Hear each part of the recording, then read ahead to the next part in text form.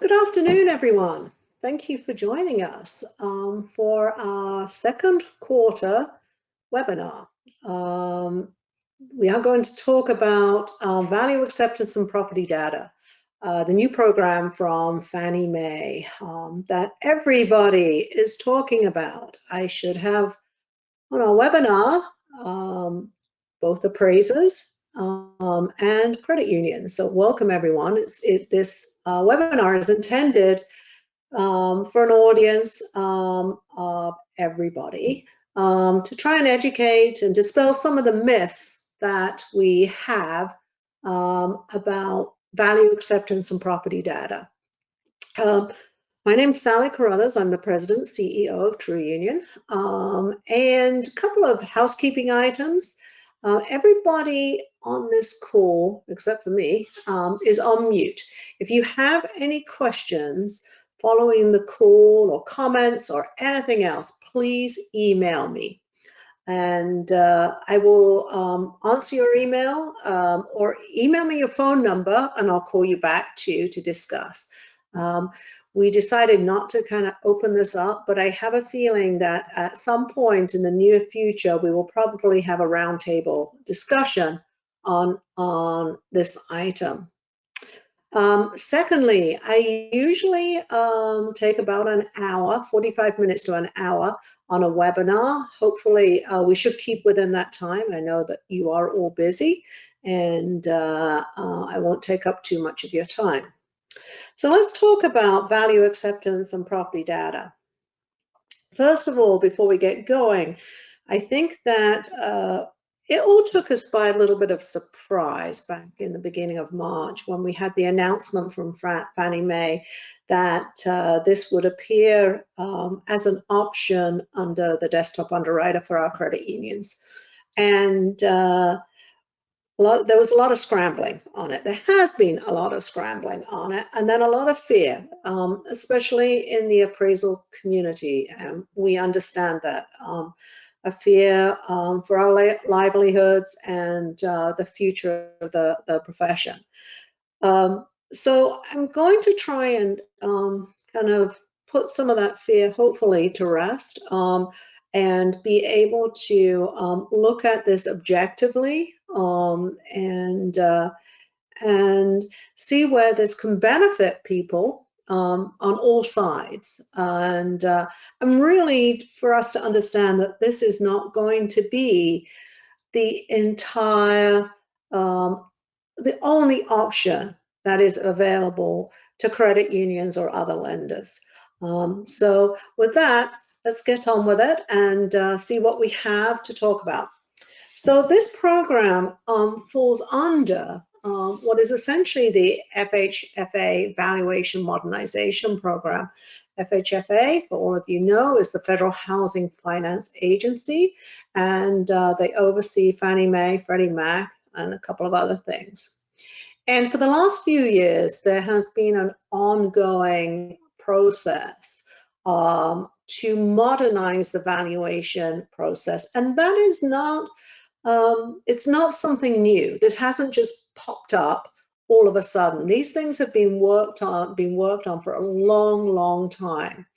So the idea behind modernization is to conduct research assessment and plan to move current appraisal processes into the future and continuing to ensure integrity of the appraisal process. So nowhere in that does it say that we're going to get rid of appraisers. There is no intention to get rid of appraisers, and let me tell you why. When somebody gets a mortgage and that mortgage is sold to Fannie or Freddie, the mortgage is based on the borrower or the member of the credit union, but also on the collateral. There is collateral that secures the mortgage. And so both the credit union or other lender, Fannie Mae, needs to know about that collateral. They need to know the value of that collateral in some format. And there are different formats for that. So there is always going to be a valuation of some kind on the property. And the idea of modernization is just to move things forward. We have been working in an incredibly archaic system for so long. Our appraisers have been working on the same forms since 2005, nearly 20 years. Most appraisers are still using software that has somehow been kind of patched together based on that 2005 form. We did get UAD in 2011, and then we had to kind of somehow mix and match that into our existing system. So there is a real need. We have been doing the same thing for a long time, and things have changed. So we're doing something that is an old process under a modern set of circumstances. We have access to a lot of technology now, a lot of data, and it's not always available to our appraisers. So as we move forward, as this modernization occurs, I think that appraisers will have a lot more opportunities than they have had before. So it is a good thing. But of course, change is always very scary. We have to move our cheese. So what does valuation modernization mean? And what the GSEs are talking about are an ongoing journey. And I think this is the easiest way to think of it. It hasn't been solved in a year or 12 months or 6 months. And I know everybody for years has been saying, where are the new forms? Where are the new forms? It's not just about new forms. It's about a lot of other things. So why is that journey necessary? One thing is to rescue and promote the appraisal profession. I know you may not think as an appraiser you need rescuing, but the profession does need rescuing. This year, and maybe the second half of last year, has been challenging because of higher interest rates, and appraisers have seen a real drop in their business. But prior to that, you couldn't put your head above water. It was so busy. So somewhere we need to create something that works. We need to open up the appraisal profession to a lot of other people. And that may not be part of this valuation modernization being carried out by Fannie Frey, but there are relationships and partnerships to create a more diverse appraisal profession, to encourage younger people to get into it, to look at avenues of retirement, maybe for existing appraisers, and residue income for those appraisers, and ways that they can create income that they haven't had before. So it is an idea to kind of rescue and promote the appraisal profession. It isn't to ensure risk compliance. Everything, as we talk about the different cascades of valuation out there, it is all about risk compliance and what there is there available to ascertain that risk. We have been through a great recession, and people lost their houses, and people lost their savings, and we don't want that ever to happen again. We want to ensure that there is risk compliance and that we assess things based on risk. We want to improve service for credit union members and borrowers overall, and any participants in the process.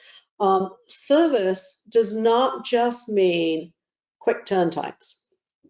It means a smooth operation for everybody, a seamless kind of movement from the beginning of the mortgage application to the end.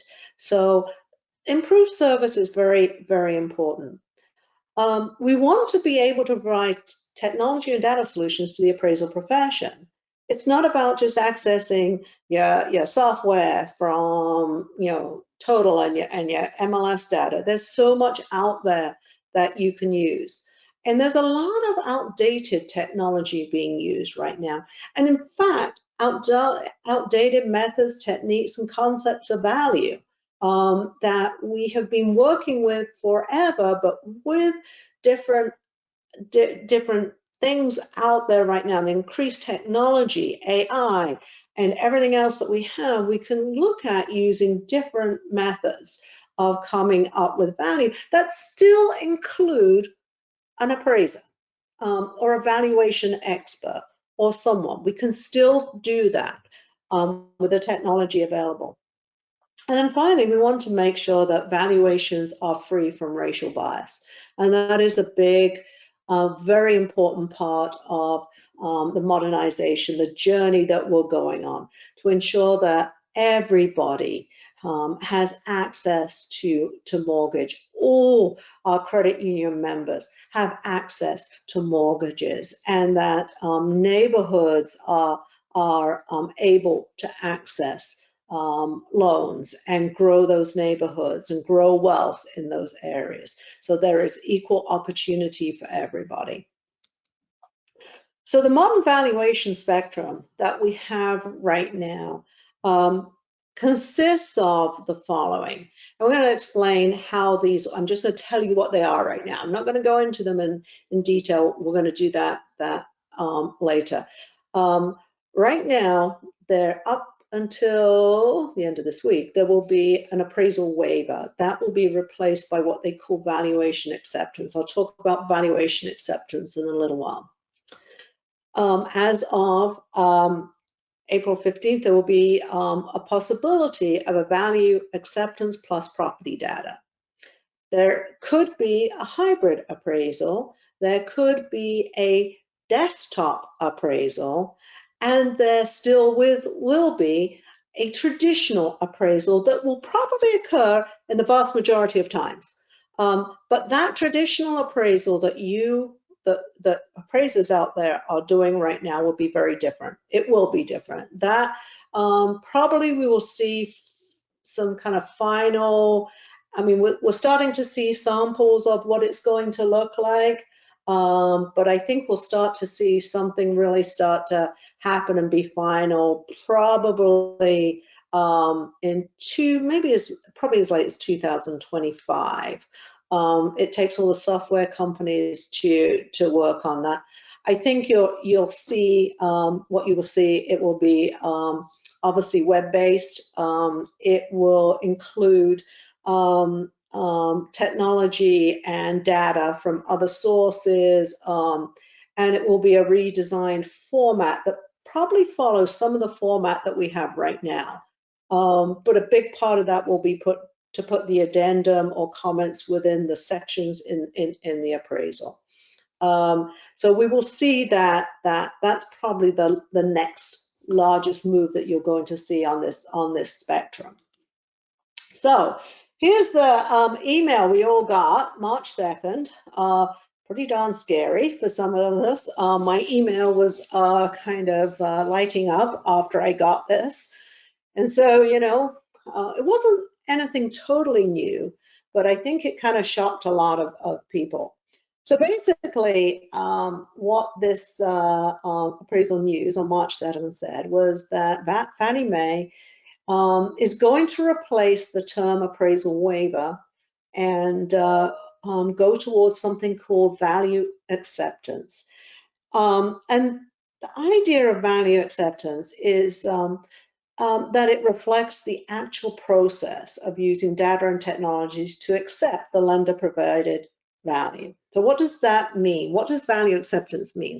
It means, for example, if you are a credit union and you are putting information into the desktop underwriter and you put a purchase in and you put a loan amount, it basically says that it accepts what you think of as the value, and it's using all the technology and data that it has, that Fannie Mae has to support that.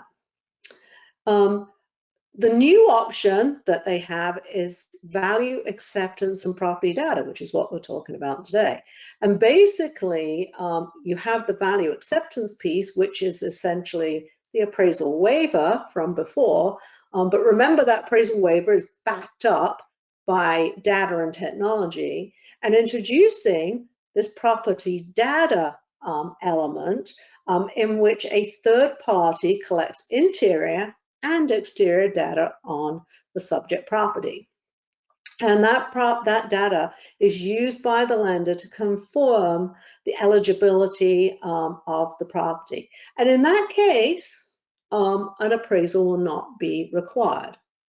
It also brings into a highlight the hybrid appraisal. We'll talk about that a little bit more in detail. And then there's an aspect on here about appraisal updates and completion reports and different options for that. But I think that what really threw everybody was this value acceptance and property data. And then when you started looking up, it's like, oh my gosh, only 6 companies provide this property data. How am I going to get it? How does my AMC or how does TruUnion do that? How are they going to do that for us? And what about the appraisers? Is there never going to be an appraisal again? And we all kind of just immediately got shocked. As time has passed since March 2nd, Fannie Mae has given us a lot more information on this. And it's nowhere near actually as shocking as we think. And there is a lot more understanding about what this does entail. And that's really why we're here today. So what is value acceptance? So as I said, value acceptance extends an acceptance of the value that is provided, and while identifying current subject property characteristics, including condition. So there is the added part that you have a waiver, appraisal waiver, and then you will have that essentially isn't really a waiver. Fannie Mae isn't just going to say, hey, you don't need an appraisal without knowing something about both the borrower and the property too. So it's very unusual that an appraisal waiver, for example, or this value acceptance would be offered without a prior appraisal. Usually there is a lot of information already in their system, so to speak, about the property. But even still, at this point, you can get some more information about the property characteristics, including the condition. So why, again, these value acceptance and not appraisal waiver? It's somewhat semantics in what it is. I mean, at the moment, we tend to think of an appraisal waiver. And I've heard some of my credit union clients say, I thought I'd get a waiver on this. These people only borrowed, 30%, and, this house, they have great credit and blah, blah, blah, but they didn't get one. And I'm like, well, was there a prior appraisal? No, there has to be some technology and data available to Fannie Mae to support the fact that they accept the value of the collateral as the client is providing it. It's not just blindly waiving an appraisal because appraisals are too busy, or it's cheaper, or it improves service, or it's quicker for the borrower, or something. That is not the reason. It is that Fannie Mae is comfortable with the value of that collateral and is able to provide that value acceptance. They're accepting the risk, so to speak, of the value to that property. So what are the benefits? And there are benefits, and I don't want to get into the whole kind of cost thing. And I'm talking here not just about value acceptance, I'm talking about value acceptance plus the property data. So the big thing probably to our credit union clients would be operational efficiencies. So that would be speed. Hopefully you will get a property data report quicker than you will get an appraisal. And maybe cost, but as we're going to get into this, we're going to realize that the cost factor is not there, because what it takes to provide that property data is quite in depth, and you really do need a professional to provide that property data. You'll get day one certainty, and it promotes safety and soundness by obtaining current observation of the subject property. So not just what had been the waiver before. But also a little more certainty. You know that the property is reasonable condition. There aren't any required repairs, because you probably may not get your this to go through if there are. And it provides some operational simplicity and certainty of application. You know where you stand. You know that you're not going to get thrown off, or hopefully not, unless there's something wrong with the property. You're not going to get thrown off by some value or something else. So there are some advantages to it. So I can see that I think some of our credit unions will start to use these gradually.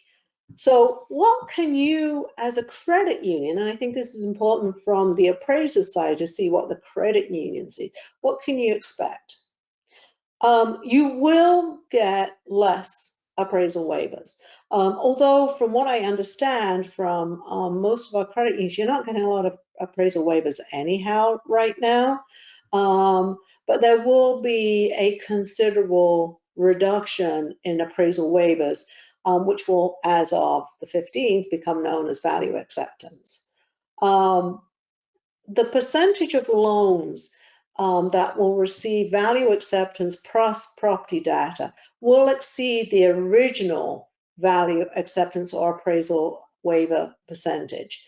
So if 15% of loans get a value acceptance or appraisal waiver, you are going to see more than 15% get this option of value acceptance and property data. And so that could mean, I'm going to say this, that there are less traditional appraisals out there. So yes, there may be more of these than we have right now of the waivers, but and there may be less traditional appraisals out there. You will begin to see these new messages potentially for value acceptance out of your desktop underwriter beginning April 15th. So that is when Fannie Mae intends to start this program. So that is what you can expect. So let's look at what is eligible for this value acceptance on property data, and then what is not eligible right now under current Fannie Mae guidelines. So what is eligible? 1-unit properties, including condominiums, limited cash out refinance transactions, principal residences and second homes up to 90% loan to value, investment properties up to 75% loan to value, cash out refinance transactions, or the principal residence up to 70%, second homes investment up to 60%, purchase transactions, principal residence and second homes up to 80%, loan case files that receive and approve eligible recommendation, and properties in high needs rural locations as identified by FHFA. So that kind of is really to try and address the lack of appraisers in some rural locations, or the time frame for getting appraisals in those markets. So it is possible to see a value acceptance plus property data possibility under that eligibility standards. What is not eligible? Construction to perm loans, 2 to 4 families, loan case files where the value provided in the DU is greater than $1 million, home style mortgage projects, those are for renovation or energy ones. For my friends down in Texas 50A6 loans, leasehold properties, common land trust homes, or anything else with a resale price restriction, co-ops, manufactured homes, DU loans with ineligible recommendation, loans for which the mortgage insurance provider requires an appraisal. So if you have an MI situation and they require an appraisal, loans for which rental income from the subject property is used to qualify, and there, for any reason, when the credit union, for any reason, wants an appraisal. So at any point, at any time, the credit union can choose to have an appraisal. And in fact, I know absolutely that many of our credit unions will still want to have a traditional appraisal and probably will not go for this option. But I also know there are credit unions who will, and so we will be ready for that. So, and I think all of us should. So I know, again, go back, our appraisers are worried, but I think there will still be work for them. And they can work under this criteria too, as we get to. So the process that you go through on this is that the lender is notified of the value acceptance and property data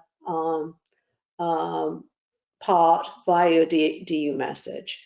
With that, the lender receives reps and warranties on the value. So basically, Fannie Mae says we're good with the value. Don't have a problem with that. We've got all the technology and data behind us, and we're good with the value. That's okay. The lender will then order a property condition, property data condition report from TruUnion. It is completed and submitted by one of our folks to the Fannie Mae Property Data API. It's actually done by us.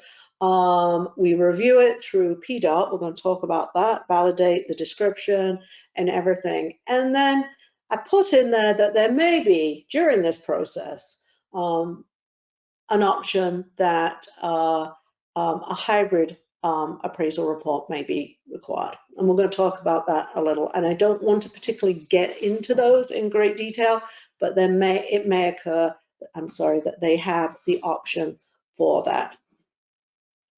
So let me get back to my screen. So that is what the process actually looks like. So there are two kind of technology parts of this that there actually are three technology parts of this that are important to consider. There is the actual technology that creates the property condition report, and that is what we use on our side. So that is a handheld, probably software on a handheld product that allows data to be transmitted directly to us. Fannie Mae has established this property data standard. The property data standard is something like UAD. That's the easiest way to I can think to describe it. It is like, they have what they call this API, and so the data is submitted into the API in the same way as currently appraisal data is submitted into the UAD. So the idea is to encourage the use of emerging technology to capture property information, imagery, and floor plans. So we will use our workforce out there who will be doing these property condition reports will be using a handheld device to do this. And it will be submitted through to the API. Our provider is currently working on AI factors that will allow sketching. Currently, our workforce will be measuring the property. The data required includes a floor plan and the property to be measured to ANSI standards. And so it does require a floor plan to be submitted, but a lot of what Fannie Mae is doing is there to try and encourage emerging technology. So the property data is completed in the field.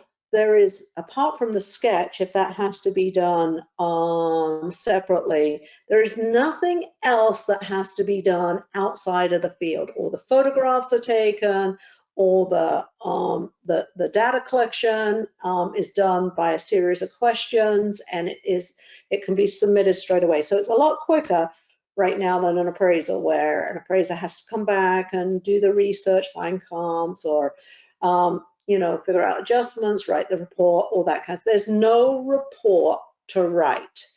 This is being done out in the field, live in the field. And as I said, the only exception will be if a floor plan has to be drawn separately. Again, that can be done probably also out in the field on a handheld device, an iPad or something like that. So the entire thing can be done in the field. There is no need for anyone to do any work on their actually at the office. Currently, we have access into the API via our provider, but we will actually have direct access into it in the same way as we do to the UAD right now.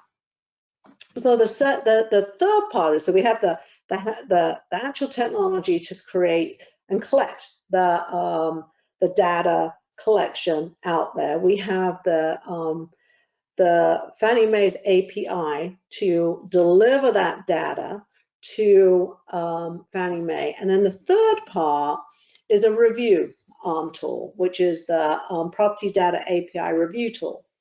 So we will be able to access it. Credit unions will be able to access it. And what it does, it allows all of us, both of us, to be able to review what's there. So the submitted data, floor plan, and also it will issue messages with potential issues. So it may say you don't have enough photos, or oh my gosh, oh, we're showing repairs needed in the garage, or something like that. That there are messages that come, so we can review through this tool. It means that you don't have to review a particular report. This is information, data that is being provided to Fannie Mae, and access to that tool is available both to the credit unions and to us too, in order to review. So what will we have in place to facilitate this? We will have, we have already, a property data collection workforce. It is our decision. This is a business decision, a professional decision on the part of TruUnion, that we will be using appraisers and trainees to carry out that data collection. The reason we are using appraisers and trainees is because this is a very detailed work item. It mirrors what appraisers now do out in the field. It just is using a different technology to submit, and appraisers and their trainees know how to do this. They've done this before. And so we want to be able to use professionals. Fannie Mae basically tells their lenders that they have to be trained, background checks, etc. And we think that we know that all our appraisers out there have been trained. Our trainees hopefully have been trained. We imagine they have. And you guys are all licensed or certified. The trainees are licensed as trainees. You've all had a background check done in order to become trainees. You're qualified to do this. This is just part of what you do right now. And we will ensure that you get you're compensated for that. It's not an appraisal. You're not having to do the analysis, the research, or writing the report. This is what many appraisers like to do right now. They like being out in the field. They like to see properties. They like to inspect properties. They like to measure properties. And this is what appraisers are really good at. And I think that it can really work, and that I think it would be good for appraisers to do. I really want to kind of tell you guys that we're going to get into what is required in the data collection. This is not like doing a 1004D, where you just go in and make sure something's being done. This is an in-depth inspection and gathering of property information, the characteristics of the property. But it does not require the level of analysis that we would do in an appraisal report. You're not analyzing a contract. You're not analyzing data. There is no highest and best use. You don't even have to do zoning. This is about pure facts. What is there? This is observation that we are trained to do, and appraisers are really trained to do. So appraisers do this all the time, and so we think that rather than eliminate appraisers from this possibility, why not have appraisers do this and realize that maybe they can do a lot more of these than they can traditional appraisals. And we're not going to be calling and chasing to get appraisal reports, because you're going to submit them right out in the field via what we will have, which is a handheld application. You can expect we have connection to the Fannie Mae Property Data API, and we'll deliver that to Fannie Mae, and we will also use the Property Data Review tool. So that's what you can expect from us. We have the workforce out there. I already did that, didn't I? So let's get to the thing that I think is really, really most important in this, but I want to spend probably the most time with in this webinar. And I really want to kind of reiterate to everybody. The property data collection report is not actually a report, it's data that's submitted to Fannie Mae. Requires a reasonable level of expertise. It is not, we have inspectors that we use. We have a third-party inspection company that we use for some of our credit union clients to do inspections, construction inspections. This is not what this is. This isn't, the property's finished 25% or whatever it is. That is not what this is. This is a very, very detailed collection of data and does require expertise. And therefore, it's not a cheap product. It's not a, $150 product or whatever. It's not, to our clients, it's not. This is something very detailed. So Fannie Mae, this is actually available for you to have a look at. They do actually have the property data collection user guide, and it's used by companies who are putting together this data collection tool, the handheld tool, as a roadmap for them. So I want to spend a little bit of time going through what is involved in this data collection. And as you'll see, there are, I don't know, dozens of photographs. I think there is actually no limit on the amount of photos that can be submitted on the data collection. I think on average, someone said there were like 50 to 60 photographs that are submitted as part of this.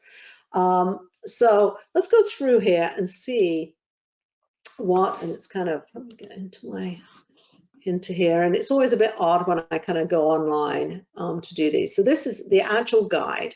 So the way it's set up is that there are different columns on field name, instruction, examples, photos, conditionality. We'll kind of get to that as it is. So let's run through some of the things that are required in this property data collection. The first thing is the name of the collector. So if you are an appraiser out there, you put your name. You don't have to have a photo, but it is required that we condition that. We know who that is.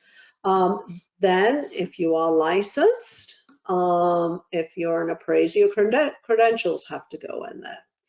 Then we start to kind of address the property. Now, one thing I want to go back and say, every property data collection element is tracked by a case number. That case number is what gets sent into the API. It's what appears on your DU. So it's all tracked through that case number. So the property address, enter the physical address in format that conforms to USPS. You guys are used to that. As appraisers, you're used to that. And has to be verified through USPS.gov. So that, yes, that has to be verified.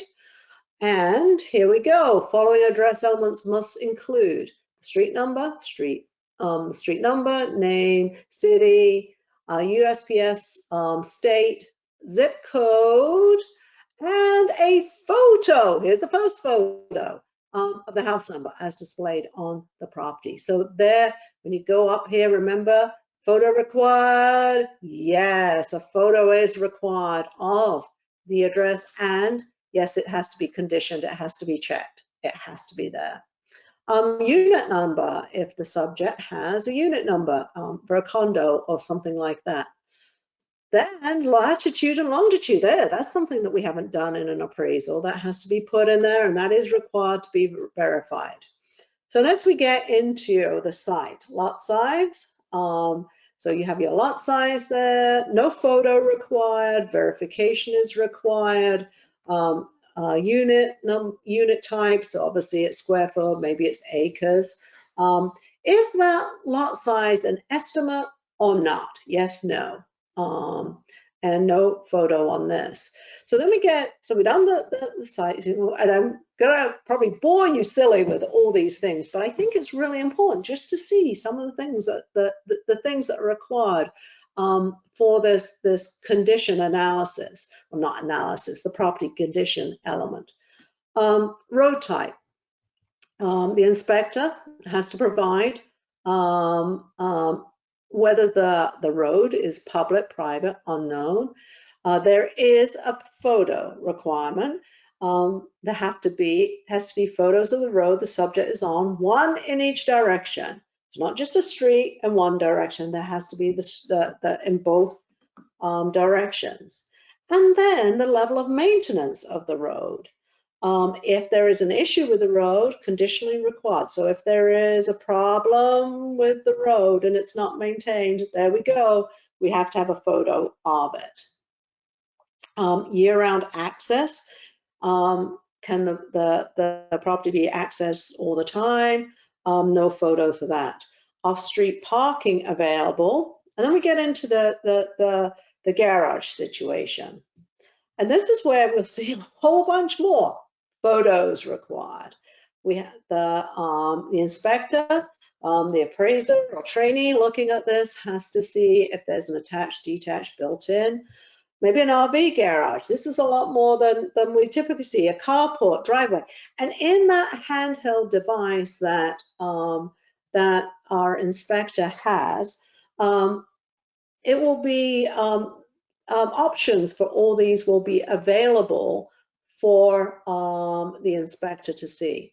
And that inspector must provide photos of the car storage. At a minimum, these must show the exterior of the structure, including the entrance door as well as the interior. So for open car storage, photo of that parking area too. And then of course the space count on the car storage.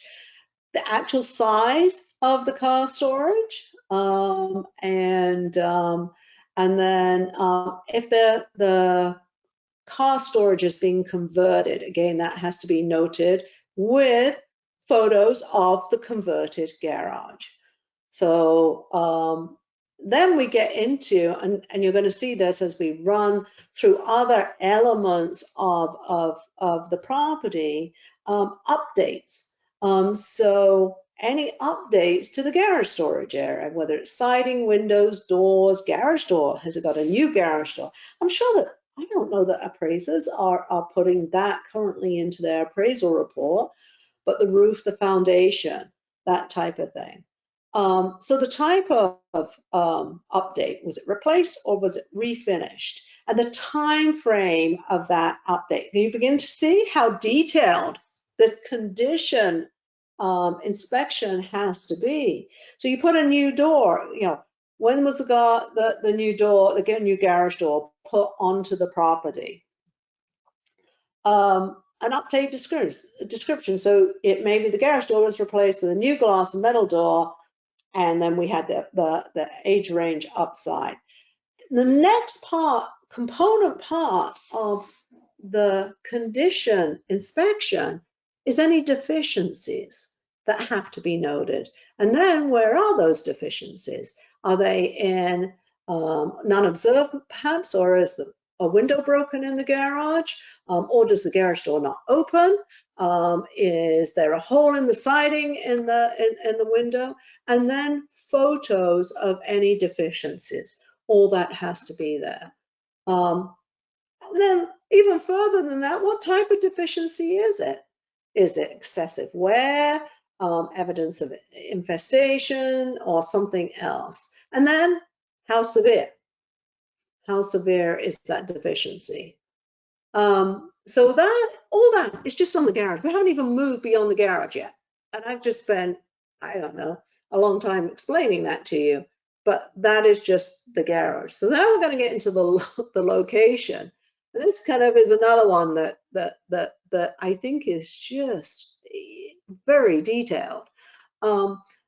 So select from the list of choices the location or locations best describes the most obvious aspects of the subject's location and surrounding neighborhood. And then select them in order of impact. So we have a house, it's walkable to recreation, and it's an oceanfront beach, walkable to amenities, whatever it is. And then you got to provide photos too. So if it's adjacent to something, you have to provide a photo. If the location description type is waterfront, provide a photo. And specifically, this is the one I like. If the location description type is waterfront, provide photos along the waterfront, specifically showing the height of the bank above the water. It's kind of interesting, isn't it? Nobody's telling you to do that in an appraisal report. And look at this. Listen, adjacent to power lines, adjacent to park, adjacent to landfills, notable noise, notable odor, other adverse. And then a short description. Subject property is walking distance to disc golf course. That's kind of interesting. And other things. So there are other description type. Is it a vacant lot? Non-notable. You know, what is there? And this whole list of other things. For units within multi-story buildings, the view should be determined from the unit, not the ground level. That makes sense, doesn't it? We should have said that in an appraisal report. I wish some of our appraisers would say that view would look at the fact that a property on a higher story in a condominium, you know, has a better view perhaps than, or perhaps the view is blocked by another building, something like that. So this is kind of very detailed as I try and scroll through. And as I said, it is available on the Fannie Mae website. So again, photos that clearly show the predominant view are required. If an ancillary view is indicated, photos of the ancillary view must be provided. So perhaps it's on a golf course, but there are mountains in the background, or perhaps it's on a golf course and there's an interstate, or, you know, whatever it happens to be, you have to provide the photos, and there are a lot of options there. So then we actually get to the view quality and make a determination if it's unobstructed, partial, or obstructed. View description again. Then we're now going to get into adverse, you know, site conditions, contamination, you know, and photos will be required for that. You know, and you provide a description there. A large sinkhole was noted in the backyard of the subject property. That would probably make it ineligible, I would imagine. And then now we're into site improvement types. And, you know, I think we've already spent half an hour at the subject property at this point. But in-ground pools, sports courts, saunas, that kind of thing. And again, if you have those, photos are required of them, and then a brief description of them. If it is waterfront, you got to look at any improvements associated with the waterfront, docks, boathouses, that type of thing, and provide photos if they are there. Then we come to the pool, and there may be some kind of comment on the pool. And again, everything's there. You don't have to type up. It's not writing a long addendum. If you're, an appraiser and you're used to writing long addendums, this will all be there on the drop downs to give you information, to provide those informations, and you will be prompted to provide that photo as necessary. So again, we get into non-residential use type. Electrical service. Again, just putting in what type of electric. Again, you've got to have expertise to know this. I'm not expecting some Uber driver to come along and be able to do this type of inspection. It's just not going to happen. I need somebody with the expertise to be able to do this. And I think appraisers qualified for that. So, I see this kind of going off on a tangent as being, another element of appraisal business. The way that sometimes we do exterior inspections, it's something like that. So we get into water service. So here, now we're actually at the structure. We finally got to the house.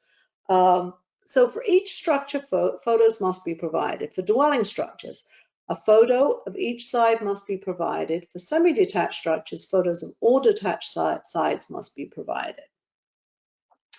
So there we kind of say what kind of structure it is. Remember, there are different structures, so you're going to have to do the same thing for the dwelling, then you're going to have to do something for the greenhouse if there is one, or the riding arena, or the barn, or something like that. So putting in the actual construction type, the status, whether it is complete, incomplete, under renovation, and if it's incomplete, where it is incomplete. Is it the roof? Is it the siding? Is it wherever? The year built. And then you I like this one. Is that year built an estimate?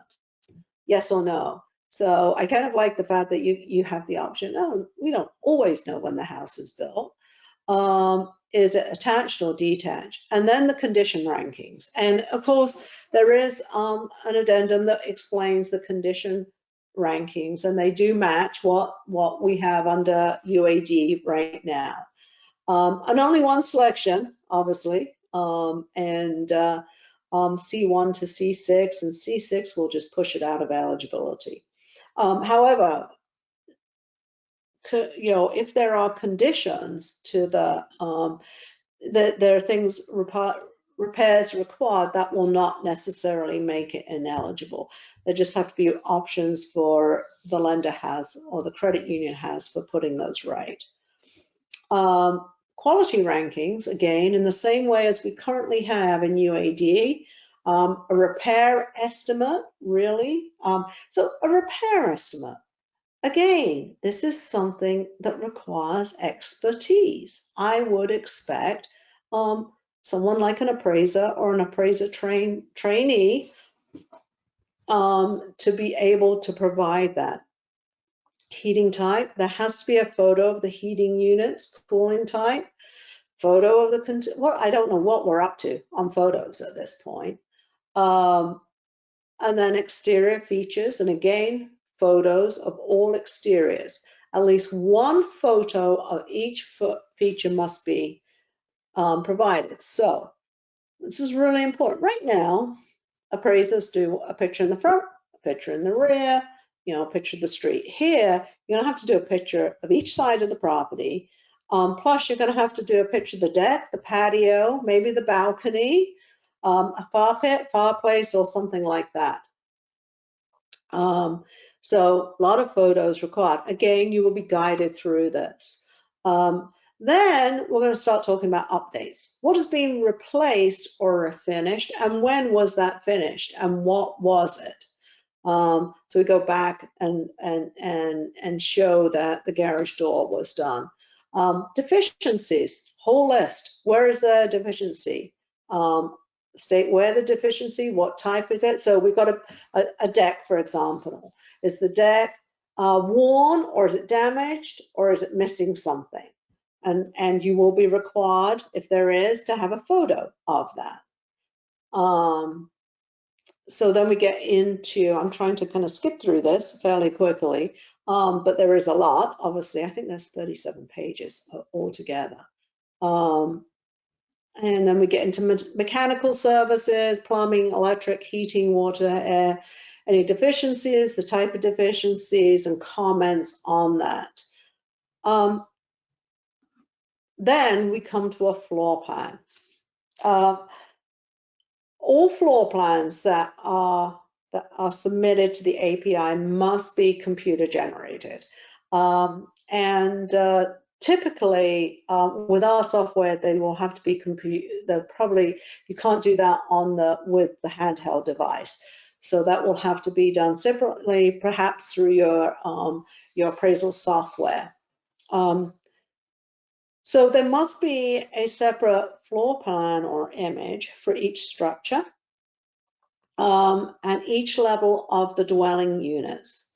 That floor plan must include all exterior walls, and there must be legible dimensions for all exterior walls, each one of them.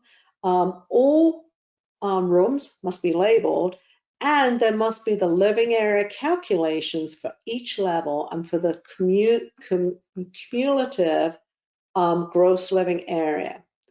The property must be measured to, and that gross living area has to be calculated to ANSI standards. So I think it kind of includes the ANSI standards in there. Talks about the attic, and then we get into all the room data.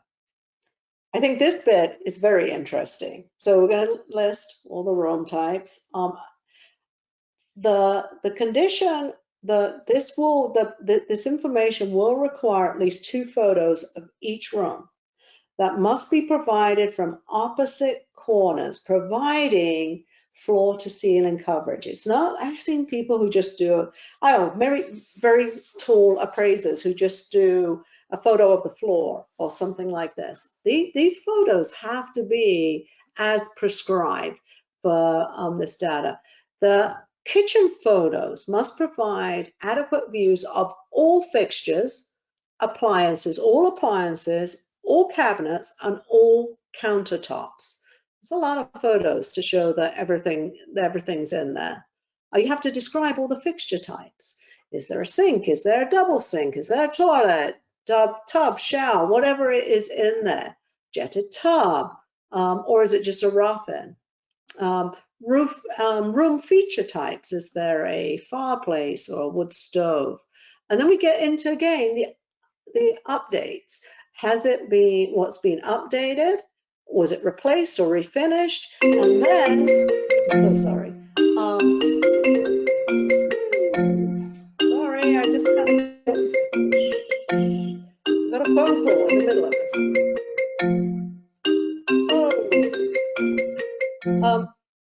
So then, sorry, it rings on my computer, so apologies for that. So again, the time frame on those, and then we go through deficiencies in the property that you see. So there are additional elements, and again, you can look at this yourselves. It is available on the website. And there are photo requirements. And it talks about what has to be in those photo requirements. The specifics about each photo of each room and that type of thing. And then the appendix describes things, and it'll give the condition ratings and all those things. So this is not a simple inspection. this data collection is very detailed. So I wanted to make sure that you guys were really aware of that you understood that the contents of the property data, and it's not, I call it property data collection report. It's not. This is data that's submitted into an API, and I think you can form a report out of it. But it's a series. When you collect the data, it's a series of inputs onto your handheld device that states that you conduct all these things, and you will get validation that it has been successfully submitted. Okay, next thing. So I have already gone over my time frame, so I really apologize. I will try to kind of hurry up a couple of things. So there is a cascade that Fannie Mae has under their Fannie Mae desktop underwriting report. The DU will analyze and this is as I think most of us see it, how it works. The DU obviously analyzes the borrower's credit history, employment, income, assets, debt, prior appraisals. And a decision on the collateral is made based on perceived risk. And so there are different factors that will go into the decision matrix for what will come out of that. So for very low risk situations, there is an appraisal waiver or value acceptance. And slightly higher, I think you're going to see the valuation acceptance and property data, but you will eventually see that value acceptance probably diminish. And all you will see is the value acceptance and property data. Now, we all know things change. So, you know, for the credit unions out there, you take an application, you have all this information, and then things change. I don't know, maybe the income, maybe the amount of debt, there's another credit union, credit card you didn't know about, or something in their income, or that whatever, something changes later. Now, if subsequent to you being offered that value acceptance, and if you have had the property data completed, you may get the option to order a hybrid appraisal.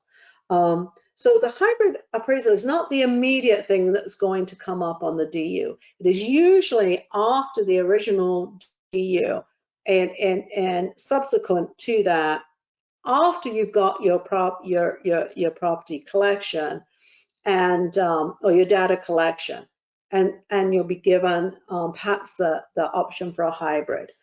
And in that case, that data collection is given to the appraiser who is completing the appraisal, and the appraiser will use that information to complete the hybrid appraisal.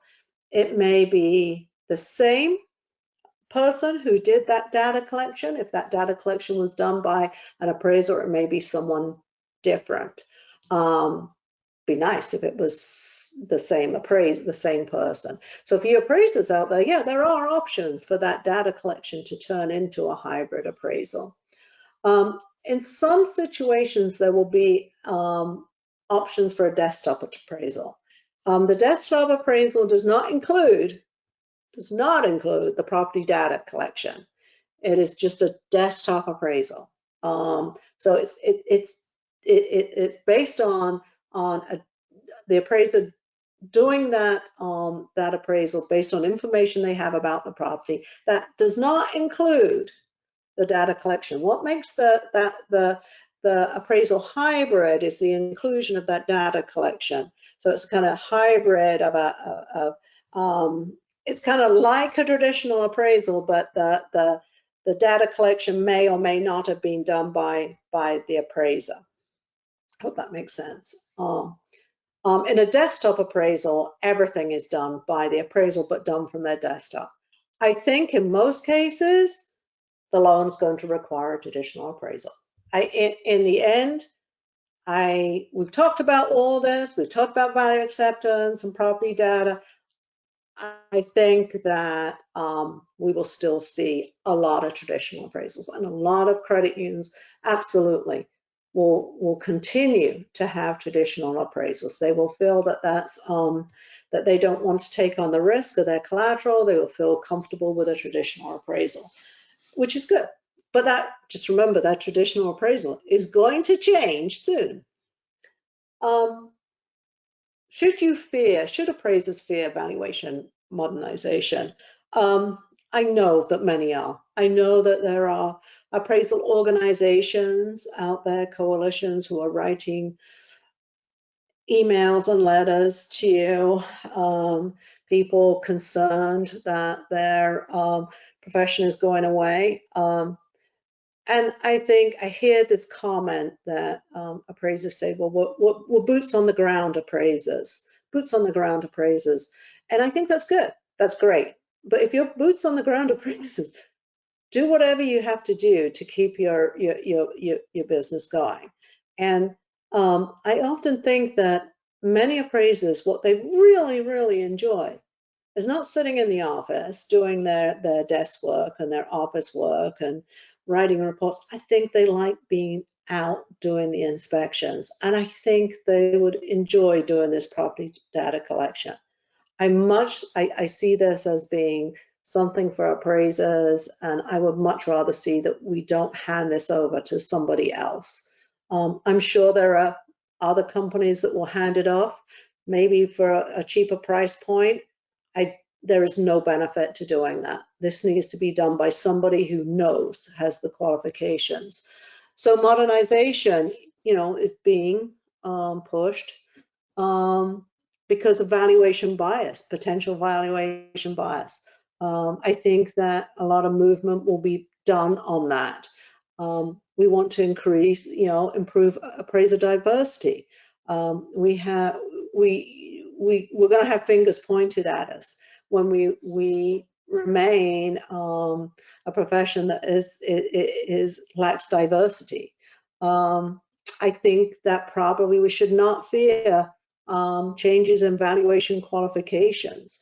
We need to get more people in, we need young people, we need to be able to encourage that. And we should look at alternate ways of coming up with value and trust the available data and technology. And I think that appraisers have to realize their practice strengths. I think some appraisers are great inspectors. They are very good at providing that, at collecting that data and seeing what's there. Others are far better at the analysis, writing reports, research, and that type of thing. So realize your strength, what you like to do. Are you a person that likes to be out there with your boots on the ground, or are you someone that wants to do the research and analysis? And they don't have to be mutually exclusive. So I took a little longer than necessary. I apologize. I kind of got caught up in that, in telling you what was actually in that data collection. My name again, Sally Carruthers. I really, really do appreciate everybody coming to join us this afternoon. Please send me an email. If you want to chat, just give me your phone number. I'll give you a call. We'll have a chat about it. I hope I haven't offended anybody. And I hope that I have kind of perhaps changed some people's minds on this, and then also given some comfort to people. And then perhaps let our credit union clients know that we're ready for this, and we will do whatever we can to transition into this.